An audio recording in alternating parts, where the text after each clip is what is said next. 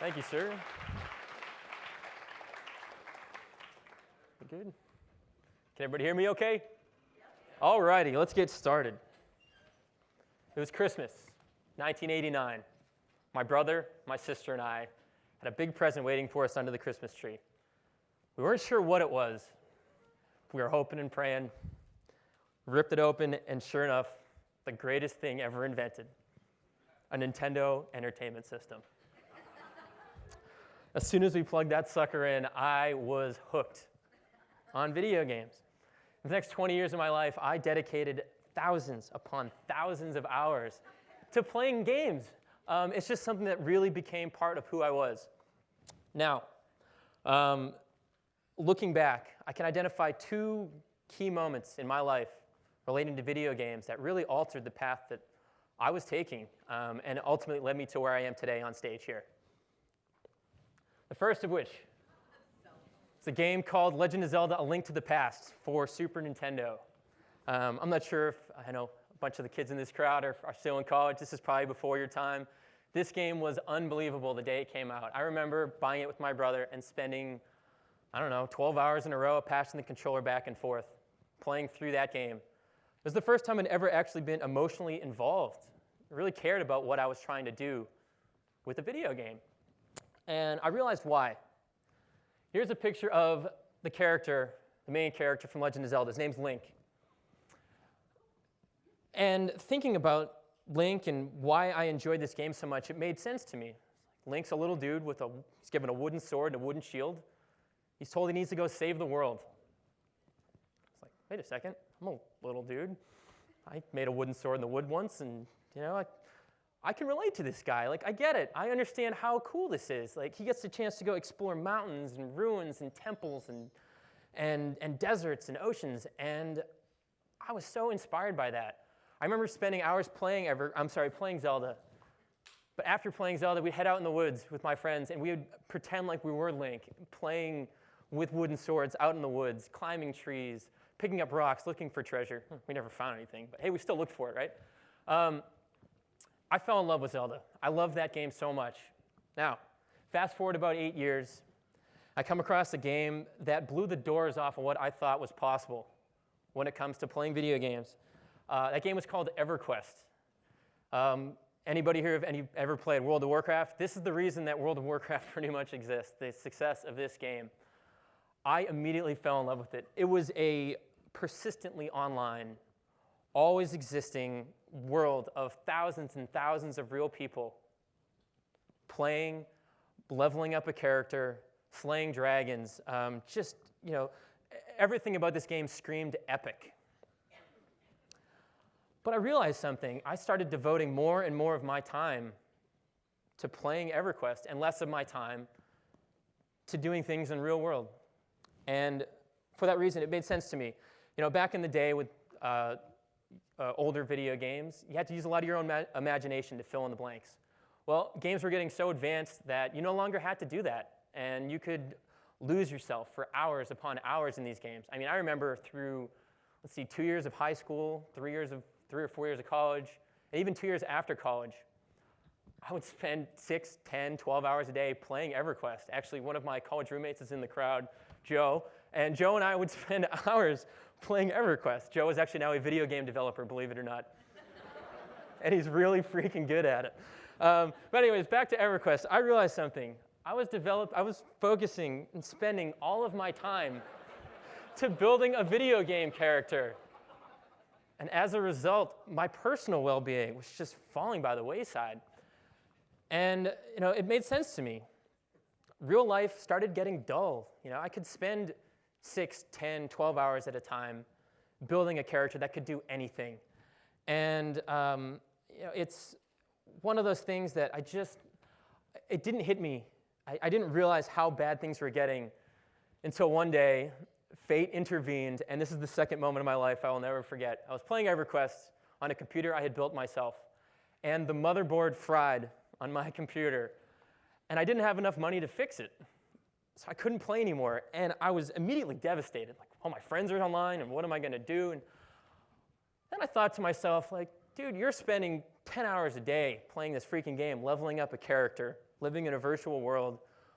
What if you start devoting that time to leveling up yourself? And that's, I kind of had this epiphany that day, and I said, I'm not going to play this game again until I'm in a place where I feel happy about what I'm doing with my life.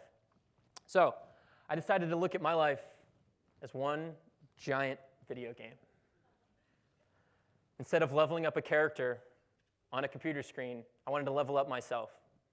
Instead of gaining experience points, I wanted to gain experiences and give myself experience points by having fantastic experiences.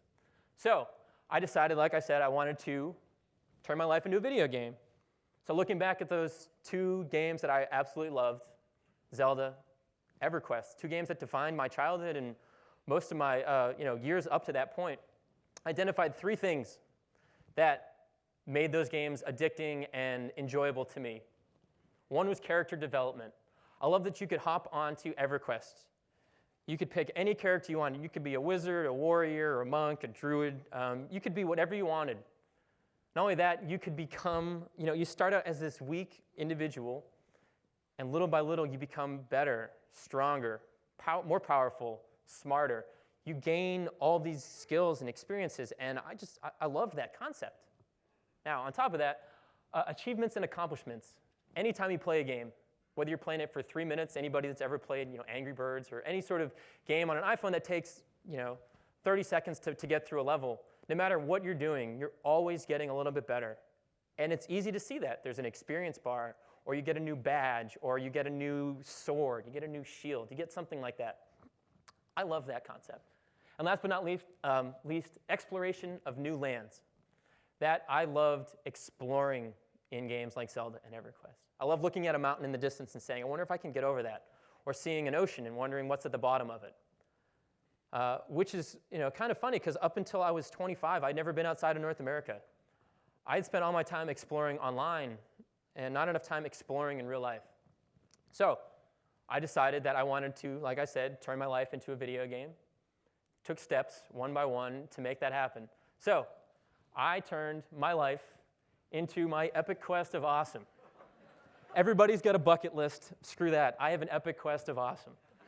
That's the video game that I created for myself. Not only was it a video game, but I needed a video game character, right?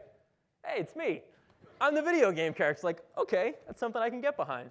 So I created my bucket list, my epic quest of awesome, with a list of 100, 150 things that I wanted to accomplish before I died. Things that I could look back on years from now and say, you know what? You did it right. You lived a life that, a life worth living. So these are some of the quests I have in progress. As you can see, I'm currently level 9, which means every time I accomplish a quest, I give myself 20% experience. So every time I do 5 quests, I get to level up. I'm currently level 9. I get to cross another one off today, which is speak at a TEDx conference. And I'm actually flying back to Ecuador on Monday, and this week I'll be taking kiteboarding lessons down there. So I'm looking forward to crossing that one off the list as well. Now, this is some of the things that I hope to accomplish over the next couple of years. But I want to take you through some of the stuff that I have done over the past 18 months. Here's a picture of my friend Cash and I. Cash was my buddy since first grade. We were in Cub Scouts together. We played Zelda together. We played EverQuest together. And Cash convinced me about 18 months ago. He said, let's go to Peru. And I said, you know what? I'm in. I would love to go explore. And we got to Peru, and we got there before the sunrise. And the clouds parted, the sun came up over the hill, and I had this moment. It was like, okay, I finally feel like I'm on the right path in my life right now. I get it. I was exploring ancient ruins in a game. Now I'm exploring them in real life. And that set me off on an 18-month adventure around the world. I sold all of my stuff. I sold my car. I moved out of my apartment and started traveling the world.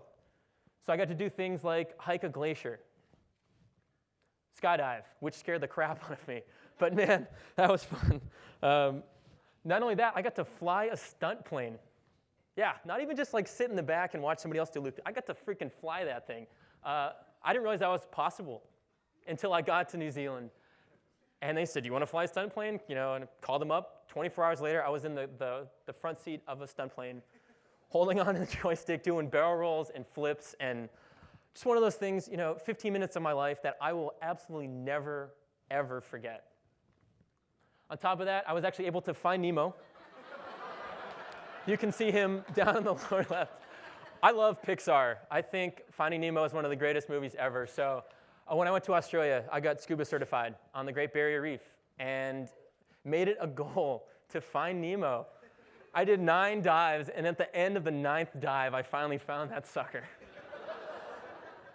Now, I have these quests that all give me 20% experience points in my life. Now, there are some other things that I've done and that I hope to do that are even more complex or complicated.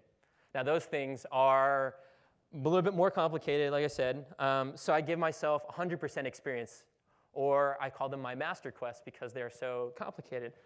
Here's one of them. It's kind of tough to see, but that's me doing one-handed push-ups in a tuxedo out in front of the Monte Carlo in Monaco at 3 in the morning after gambling for 6 hours and having 1 or 2 shaken, not stirred martinis. The reason I did it was because I loved James Bond. I loved playing GoldenEye, and I wanted to spend a weekend living like James Bond. So I looked up, I hacked my way into it, and I did it. That's me, like I said, at 3 in the morning out in front of the Monte Carlo, getting angry looks from every guard there. Now, I'm not telling you all these things to brag and say, hey, look at all the cool stuff I've done. I'm telling you these things because I want to show you what's possible when you live a life deliberately. And what I mean by that is I've dedicated the last 3 years of my life to this list and crossing things off of it because that's what makes me feel alive.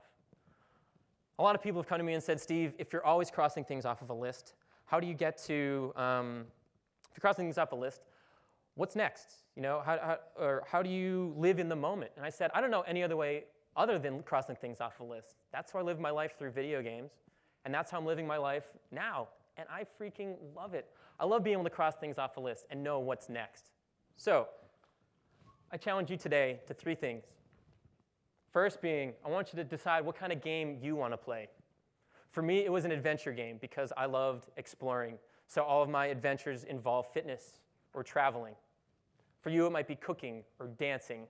Maybe it's learning a new language, starting a new company. Whatever it is, decide what game you want to play. Pick things that make you feel alive. After that, I want you to determine your levels. When I say determine your levels, I mean decide right now if you're level 0 and level 50 is what you want to be eventually. How can you break down what you hope to accomplish into bite-sized pieces, going step by step until you eventually get to where you want to go? Yeah, it might take years. Years you have. It's much better than looking back 40 years from now with regret. And for that last reason, I want to tell you to hit start. Jump in. You know, I realized, I'm fortunate that I realized this at the age of 25 instead of 45 or 65, that tomorrow never happens and eventually never comes. You know, if there's something you've always wanted to do, stop putting it off and start looking at life through the eyes of, you know, if you are a gamer, why do you play them? What can you apply from that to your life? And yeah. I want to leave you with one final thought today. On an old school Nintendo, there are 2 buttons, power and reset. In life, we have 2 buttons. Power, it gets turned on once, and it gets turned off once. But we also have that reset button. If you're doing something that doesn't make you happy, hit reset, start over. If you're trying to lose weight and you've failed in the past, who cares? Hit reset and start over. If you're playing a game that sucks, change the game. We only have one chance in this life. You know, there are no extra lives. There are extra lives in video games. There are no extra lives in life. So I encourage you to do everything you can to live this one with as much passion and passion and desire and finding all the things that make you happy. Live the life that way, and you will look back years from now and say, I'm glad I did that. You know, you weren't collecting stuff. You were collecting experiences. And those are the things that you can look back on. So, wish you good luck. Game on. Thank you.